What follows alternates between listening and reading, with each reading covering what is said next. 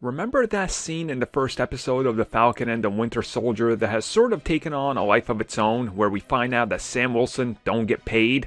He's just sort of poor, but he's doing his job and trying to still protect the world. Yeah, that whole bank loan scene and everything happens to have triggered a lot of people on both ends, including people at Marvel Studios. So let's talk about that.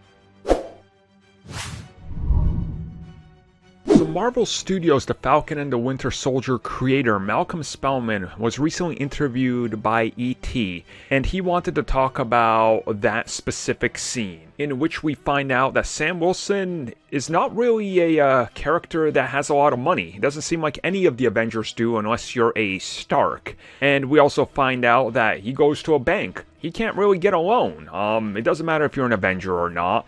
And we also learned that despite being a superhero who saved the world, who was there, it's hard to get by. And, he sort of feels defeated because he can't get a loan. And he sees what the world is like, and he sees that, hey, just because you're a hero doesn't mean you get a free pass. Now, this, they said, was something that caused a lot of, uproar in Marvel Studios, if you will.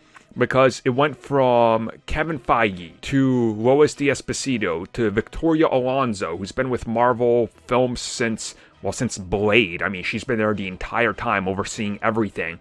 All wanting to talk to them. All wanting to talk to the writers, the showrunners, and everybody about the scene. Talking about how it plays into this world, what they thought about it, and the fact that it might upset some people. Which we've definitely seen. There's people that are upset because that wouldn't happen, but it does happen.